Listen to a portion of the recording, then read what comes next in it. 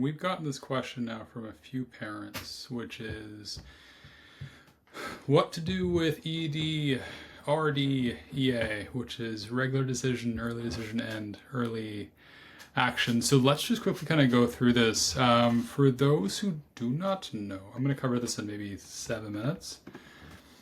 For those who don't know, we are an academic and college advising firm located in the Bay Area, and we now have 3 offices. And our whole motto is, let's focus on the student, not the college. The whole college admissions landscape is a little bit crazy right now, and so all the more reason for us to focus on what truly matters, which is the student.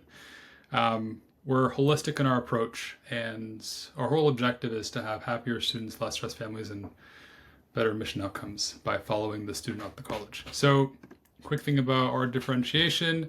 Our strategy centers around the student and not the college. We're super data driven, and I'll actually walk through some of our data with you.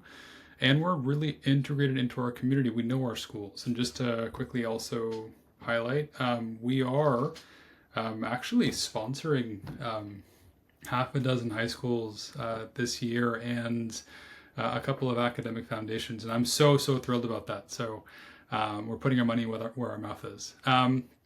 And also too, we strive for in-person versus Zoom, and we strive to have a one-person connection versus many. So this way, it just helps facilitate more trust between the student and their consultant. So that's us.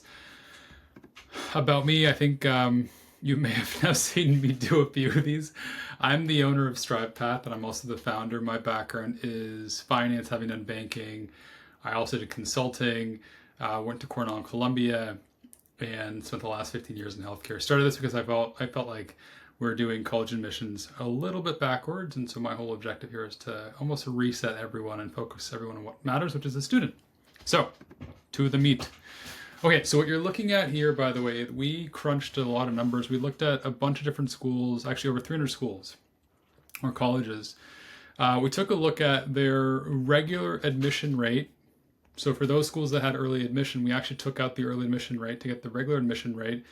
Then we took a look at the early admission rate, and then this early admit over RD premium. This is how much easier, or not easier rather, how much greater the likelihood of a random student getting accepted would be, and via early decision than regular. And then I also have some data here on the proportion of classes filled with early. This is actually very helpful.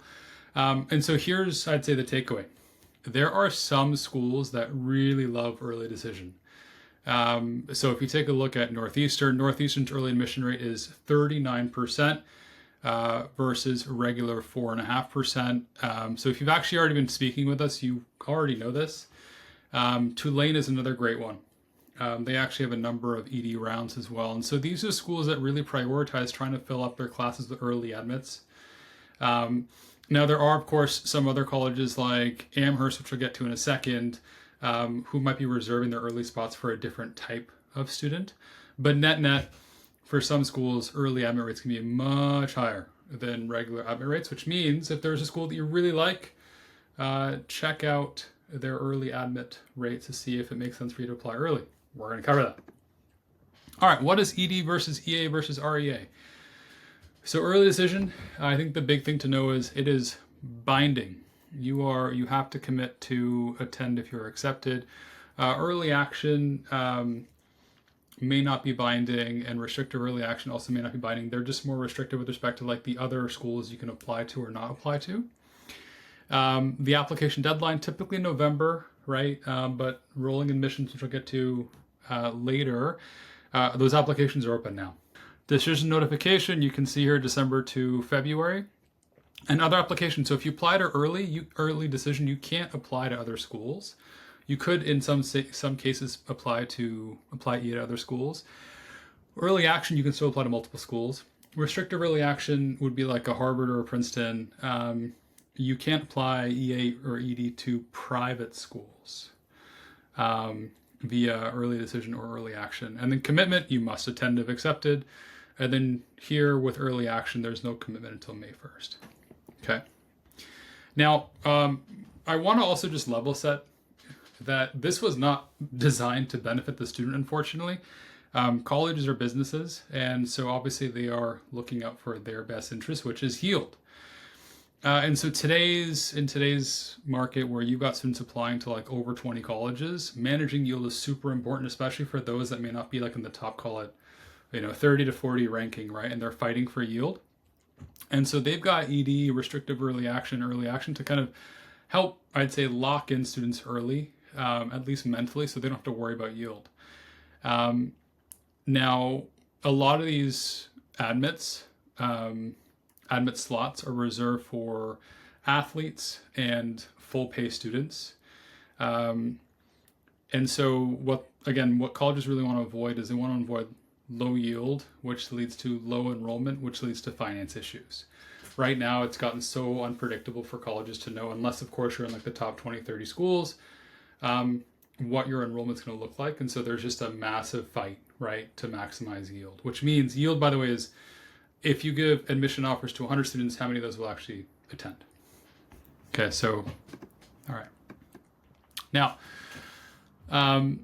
in the cases where it actually would benefit the student, if you're an athlete and you've got like the verbal apply here ED and you're in, that typically happens at the Ivies, or if it's legitimately your top choice, like we've got students who really like American, really like George Washington, and your acceptance rates are a lot higher if you apply ED, and if you're not worried about college costs, then go for it. And of course, if you can get your materials done in time. Now, the other thing to note too is, with respect to financial aid, applying early the early applicant pool, sometimes colleges will actually try to fill that up with full pay, so students who can pay the full price of tuition. And so in some scenarios, we get the question like, should I mark down full pay? Should I mark down I need financial aid? Mark down legitimately whatever it is that you need, right? If you need financial aid, mark that down. If you don't, don't mark it down. Because I think what'll be the worst case is if you apply early decision and you get in, you realize you actually can't afford it because you said, I don't need financial aid. And now you're in this really tough pickle, right?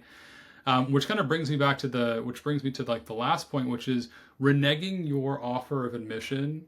If it's binding, it won't hurt you as much as it's going to hurt your school or in your classmates. And so if you've got siblings, if you've got friends in school, as many of you do, as all of you do, please try not to renege, right?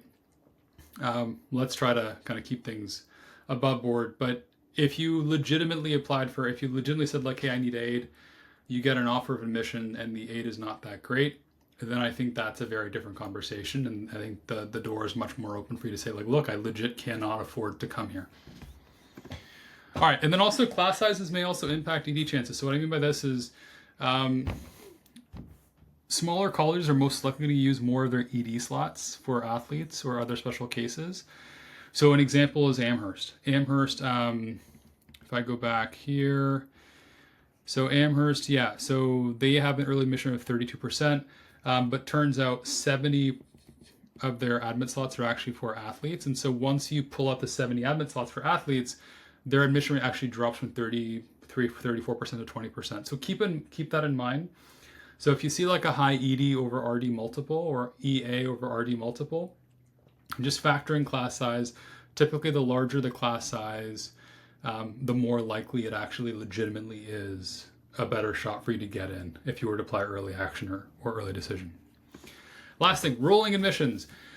These are the popular schools: Penn State, Michigan State, Pittsburgh. This is non-restrictive, right? So if you're targeting schools with rolling admissions, try to get your application in as soon as possible. It's easier to get admitted when fewer slots have been taken up.